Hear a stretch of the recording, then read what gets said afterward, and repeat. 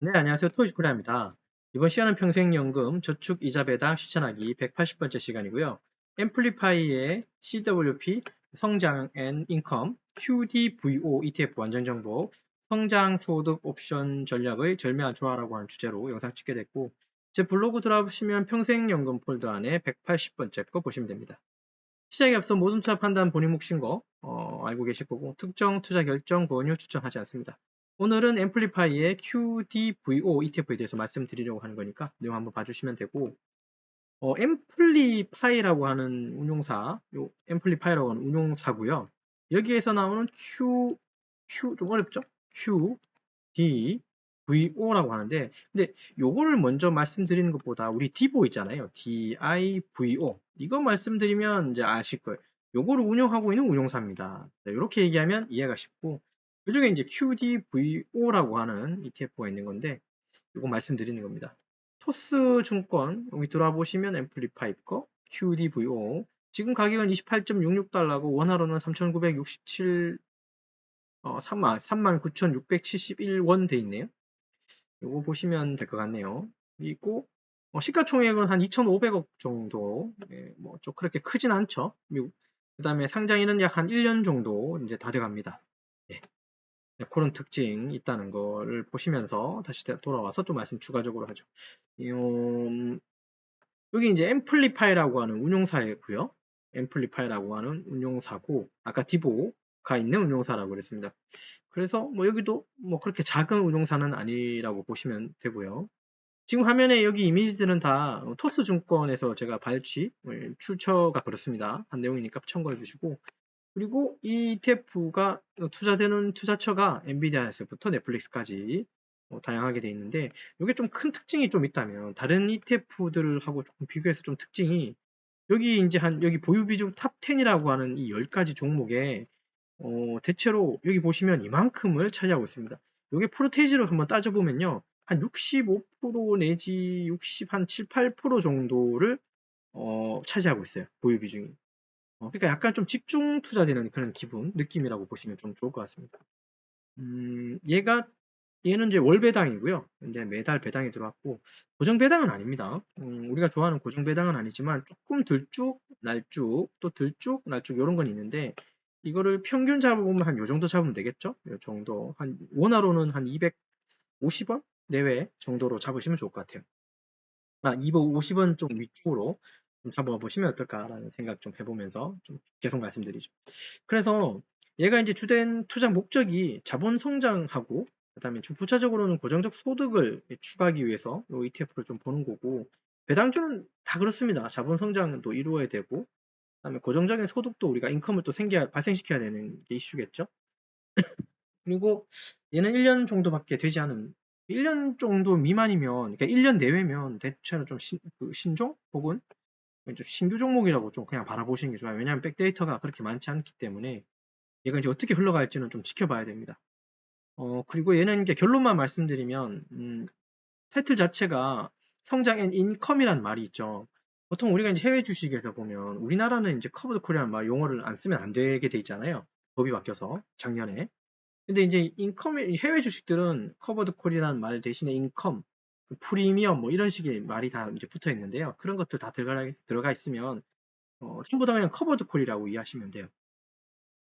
커버드 콜은 아마 아시죠? 이걸 뭐 콜 옵션을 좀 매도해가지고 옵션 프리미엄 수익을 얻는 방식입니다. 이렇게 얘기하면 일반적인 분들은 이해를 못 하실 거죠. 콜 옵션이 뭔지 모르는 상태에서 매도를 한다 그러고, 매도는 아마 알 거예요. 판다 그러고, 옵션 프리미엄이라고 하는 이런 말이 나오면 조금 어려울 수 있습니다. 쉽게 생각하면 커버드 콜의 콜 옵션이라고 얘기하면요. 콜이라고 하면 그게 롱을 얘기하는 거예요. 그러니까 상승을 얘기하는 거예요. 그러니까 멀리 보는 걸 콜이라고 생각하면 되고, 그러니까 멀리 상승할 거다. 숏이라고 하면 짧게 뭐 하락할 거다. 뭐 이런 식으로 볼 수도 있는데, 어쨌든 이런 용어들은 그렇게 지금 상황에서 중요하지 않고, 어쨌든 콜 옵션이면 상승하는 기류. 그죠? 숏 옵션 이런 건 없습니다. 왜냐면 지금 인버스를 얘기하는 게 아니기 때문에 그래요. 어쨌든 커브드 콜 전략이라고 하는 건 미래에 상승할 것이라는 거에 이제 베팅이 된다는 소리예요. 그리고 그 베팅을 여기서는 뭐라고 합니까? 매도한다 그러죠. 예, 맞습니다. 쉽게는 그 미래의 어떤 이 성장 혹은 미래의 어떤 이익을 지금 당장 땡겨오는 구조라고 이해하시면 돼요. 그러면 또 그 어떤 미래에 가면 또 그 이후에 또 미래의 수익을 또 땡겨오고 요런 식이 바로 이제 커브드 콜입니다. 그래서 이게 마냥 좋지만 않습니다. 제가 뭐 몇 번 말씀드렸지만 별로 저는 좋아하지는 않지만 때에 따라서는 현금 흐름으로서의 역할은 좀 조금 하고 있다. 이게 이제 이런 커버드 콜이 필요한 연령대가 좀 있는 것 같기는 해요.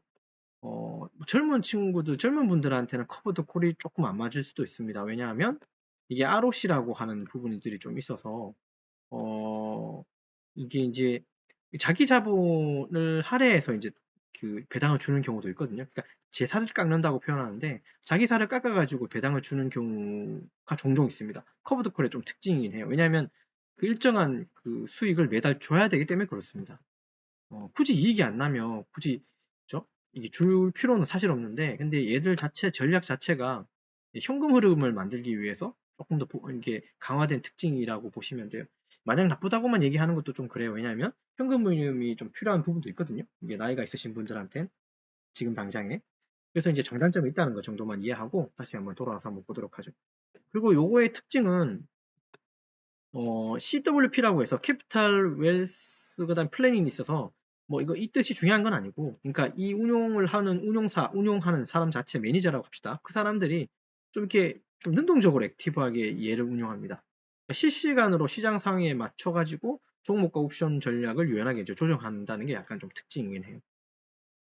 그럼에도 불구하고 커버드 콜은 약간 상승의 동력은 그렇게 많지가 않습니다. 어, 본래의 어떤 상승이 이만큼 올라가는 시장이라면 커버드 콜은 물론 얘가 어떤 전략을 펼칠지 모르겠지만 물론 얘는 이제 능동적으로 이제 대처를 한다고 하지만 그렇다고 해서 이 100%의 어떤 상승을 쫓아가지는 못한다. 구조적으로.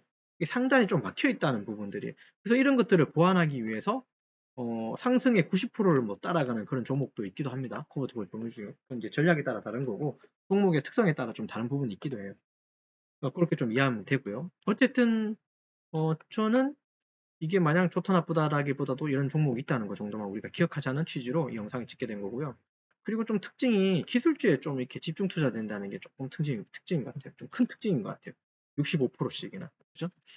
어, 네, 뭐 그 정도 이해하시면 좋을 것 같고. 그래서 얘가 아직 이제 곧 있으면 1년이 되겠지만, 그거 월 배당으로 한 0.21달러 왔다 갔다 하는데요. 이거 프로테이지로 보면 한 7, 8% 정도 배당률이라고 좀 이해하시면 좋겠습니다. 근데 ETF들은 당연히 아까 그 운용사가 있잖아요. 네, 그쵸? 앰플리파이 그 운용사들이 그냥 공짜로 이렇게 운영해 주는 건 아니겠죠. 그죠? 이 사람들도 운용을 하면서 그러니까 뭔가 이렇게 운용 수수료를 챙길 거잖아요. 그 수수료를 챙기는 수수료 자체는 0.5%라서 사실 이게 마냥 낮다고 얘기하기는 좀 힘들어요. 물론 총 보수 중에 뭐 1점 몇 달러도 좀, 1점 몇 프로도 좀 보긴 했어요. 그에 비하면 절반이긴 한데 얘도 사실 좀 높은 편이에요. 우리가 이제 미국 배당 다우존스나 이런 것들 아니면 슈드 같은 것들 보면 0.05%, 3% 이렇게 해버리니까 이게 단위 자체가 좀 다르죠. 그죠? 그런 거 있다는 거. 그래서 좀 보수가 조금 센 편이라는 거. 저는 이게 왜 센지는 알겠어요. 여기 보면 이 매니저가 능동적으로 액티브하게 좀 얘를 운용하기 때문에 그럴 거예요. 그러니까 즉각 대응을 하기 때문에 좀 운용 보수가 높지 않나라는 생각을 해보면서 계속 한번 쳐다보도록 하죠. 1년밖에 되지 않아서 백데이터는 그렇게 많이 없다라는 걸 그냥 머릿속으로만 생각하고 가보죠. 그래서 장기 실적에 대한 데이터는 조금 제한적이다.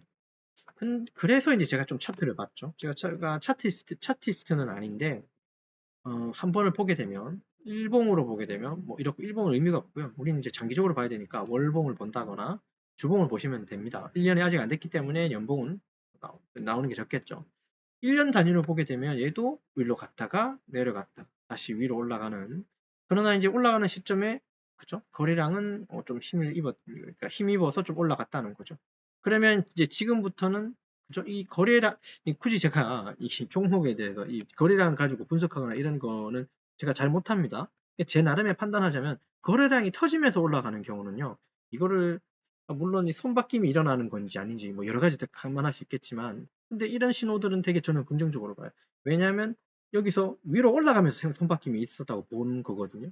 제 생각은 그래요. 다를 수도 있어요. 이걸 움직이는 또 이제 주포라고 할까요? 세력이라고 할까요? 생각이 다를 수 있기 때문에. 근데 최소한 미국 거를 미국에 있는 ETF를 움직이는 건 이게 뭐 세력이 있거나 그렇지는 않을 것 같습니다. 시장 상황에 따라서 움직이는 것 같기는 해요.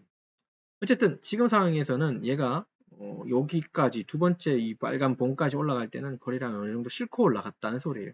그러면 이제 여기가 하나의 어떤 선 매물대가 되는 거죠. 매물대가 지금 경계 기준으로 밑에 있으면 여기서 지지를 받을 수 있겠죠. 매물대 밑에 내가 지금 우리가 이제 종목이 그 이렇게 위치하고 있으면 매물대 이렇게 부딪히는 경우가 많지만 얘는 매물대가 밑에 있기 때문에 좀 받쳐주는 역할을 하지 않을까라는 생각을 좀 조심스럽게 해봅니다. 정확하진 않지만 그렇게 다시 그러면 이 ETF에는 장단점이 좀 있을 텐데 장점은 당연히 성장주라고 얘기하는 건 여기가 얘가 포함하고 있는 아까 그 10가지 이제 이런 종목들이죠. 저는 이런 종목들에 대해서는 이게 다 기술주입니다. 성장성은 무한하다고 생각합니다. 게다가 심지어 여기는 엔비디아도 있고 마이크로소프트의 애플의 페이스북, 메타, 알파벳 치면 이거는 이제 구글이겠죠. 뭐 우리가 알고 있는 미국에서 내노라는 기술주의 탑 7 정도는 다 들어와 있습니다. 그렇기 때문에 뭐 성장주가 좀 포함된 거고 그 다음에 옵션을 팔아가지고 이익을 만든다 그랬으니까 이런 소득 이런 건 장점을 보겠지만 단점은 옵션으로 인해서 가격 주가 강세 때는 추가 수익이 제한된다는 거. 그러니까 위천정이 막혀 있다는 게 좀 큰 단점이겠죠. 그건 커버드 콜 다 그런 겁니다. 대체로 다 커버드 콜은 다 그럴 수밖에 없어요. 왜냐하면 미래의 수익을 땡겨서 주기 때문에 그 미래가 또 어떻게 될지 모르기 때문에 상승을 그만큼 동반하지가 못하는 것 같아요.